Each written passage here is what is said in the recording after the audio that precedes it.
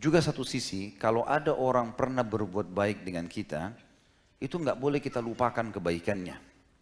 Bahkan di dalam Islam, satu kebaikan sudah cukup untuk menutupi aibnya orang yang sedang kita hadapi semuanya. Semuanya. Satu kebaikan dia menutupi semua aib dia. أمي كم أهواها أشتاق لما رآها وأحن لألقاها وأقبل يمناها. Contoh misalnya, Umar bin Khattab berkata, aku akan siap menjadi pelayan, aku akan berterima kasih seumur hidupku kepada seseorang yang mengingatkan satu aibku. Artinya, kata para ulama menanggapi perkataan Umar radhiyallahu anhu ini, Umar bin Khattab berkata, seakan-akan dia bilang kalau ada orang jahat sama saya, punya kekurangan, tapi dia pernah mengingatkan satu kekuranganku, hai Umar ini salah, lalu saya perbaiki, maka saya akan kenang seumur hidup saya.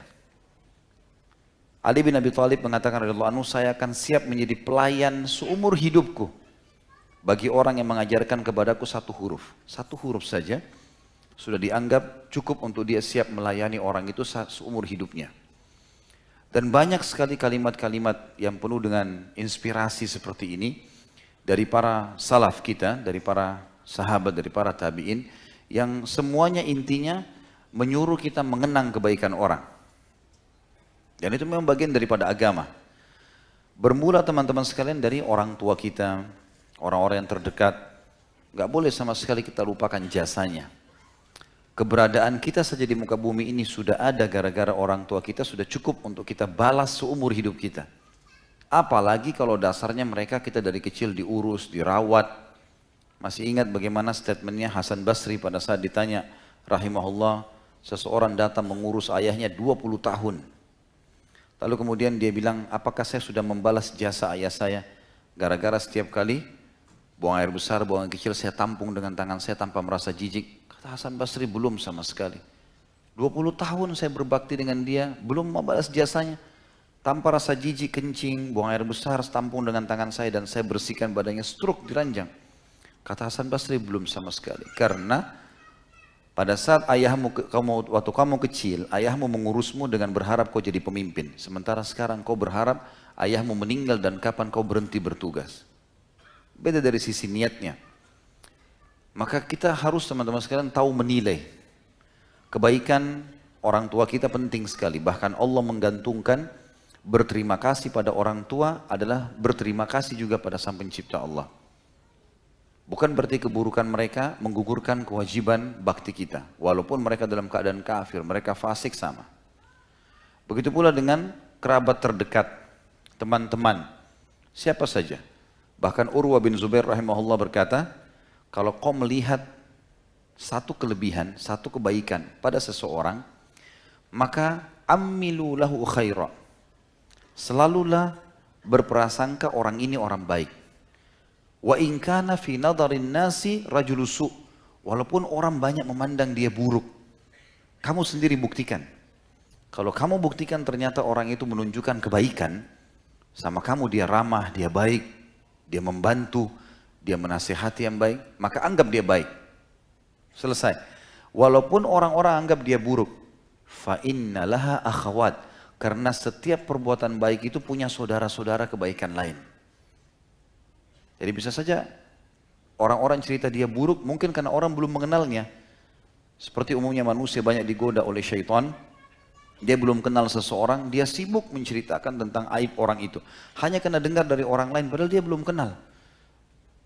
Kemudian beliau mengatakan sebaliknya, kalau kalian melihat dari seseorang fi'lu syarr, perbuatan buruk, kita tahu orang ini buruk, misalnya dia bohong, misalnya dia berzina, mungkin orang lain tidak tahu, misalnya, maka pastikan orang itu buruk, walaupun di mata manusia dia orang baik, karena perbuatan buruk itu punya saudara-saudara. Artinya kita pastikan sendiri. Oleh karena itu teman-teman sekalian, kebaikan-kebaikan orang kita nilai. Walaupun orang itu akhirnya berbuat keburukan. Contoh misalnya, ada mungkin beberapa orang di antara kita dan pernah ada pengakuan ikhwah begitu. Dari mana akhi tahu pengajian? Oh ada dulu teman saya ajak. Sekarang dia rutin ikut pengajian, temannya yang ajak itu sudah tidak hadir. Mungkin karena sibuk, mungkin karena safar.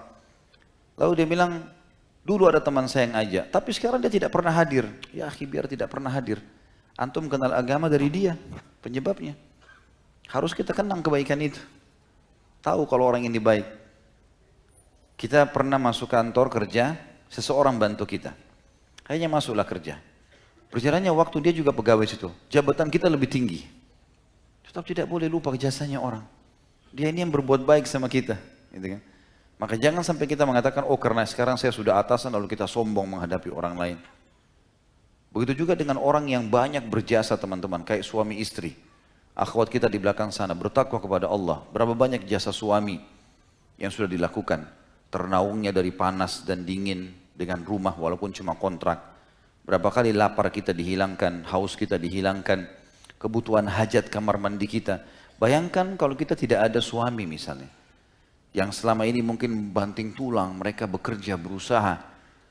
Kita harus pindah sana sini kontrak. Kalau malam tidur belum tentu merasa aman. Mungkin kadang-kadang teman-teman, maaf saya bahasakan begini supaya contohnya jelas. Kita butuh mau buang air besar, buang air kecil. Dan kita harus antri di kamar mandi di luar sana. Betapa rumitnya. Apalagi kalau kita masuk digedor-gedor untuk cepat-cepat. Ini di rumah disiapin walaupun rumah kontrakan bebas menyelesaikan itu. Berapa tahun suami berbuat baik? Karena itu hal yang luar biasa. Mestinya tahu berterima kasih. Sampai Aisyah berkata radhiyallahu anha, hai para wanita, kalau seandainya kalian tahu hak suami kalian dari kalian yang Allah tentukan, maka niscaya kalian akan mengambil debu telapak kaki suami kalian dan kalian letakkan di pipi kalian. Dan seorang wanita datang mengatakan, ya Rasulullah, saya mau nikah, tapi saya mau tahu dulu apa hak suami saya, supaya saya tahu bagaimana saya berbakti nanti. Kata Nabi SAW, kalau dada suamimu luka dan bernanah, lalu kamu bersihkan dengan lidahmu, maka kau belum bisa membayar jasanya. Karena dia orang asing. Seseorang antara kita laki-laki di sini, bekerja banting tulang, kerja dari pagi, pulang malam, macet, panas, hujan. Gitu kan? Mungkin teman-teman yang naik motor merasakan kadang-kadang kita lagi jalan, tiba-tiba hujan deras, basah kuyup. Istri di rumah tinggal tunggu.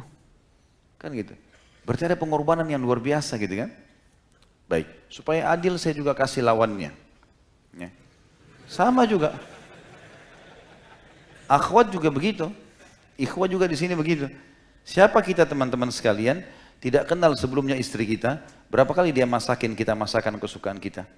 Berapa kali pakaian kita dicuciin, kita buka almari sudah siap. Berapa kali dia sambut kita dengan rumah yang bersih, dengan senyumannya. Antum tahu, satu kali orang berzina di sana berapa juta dia harus bayar dengan pelacur. Wa na'udzubillah. Berapa kali istri kita menjadi tempat pelampiasan kita dan kita aman dari dosa. Kenapa banyak orang jadi suami istri nggak pernah bilang terima kasih? Sulit rasanya mengucapkan terima kasih pada suaminya atau pada istrinya. Kenapa? Kenapa nggak ucapkan jazakallahu khairan, jazakillahu khairan, saling ucapkan itu. Supaya kita masuk dalam kategori tahu kadar kebaikan orang gitu kan. Ini penting untuk digarisbawahi. Tadi sudah kita jelaskan orang tua sama anak, anak sama orang tua juga begitu, pasangan suami istri, teman sama temannya harusnya.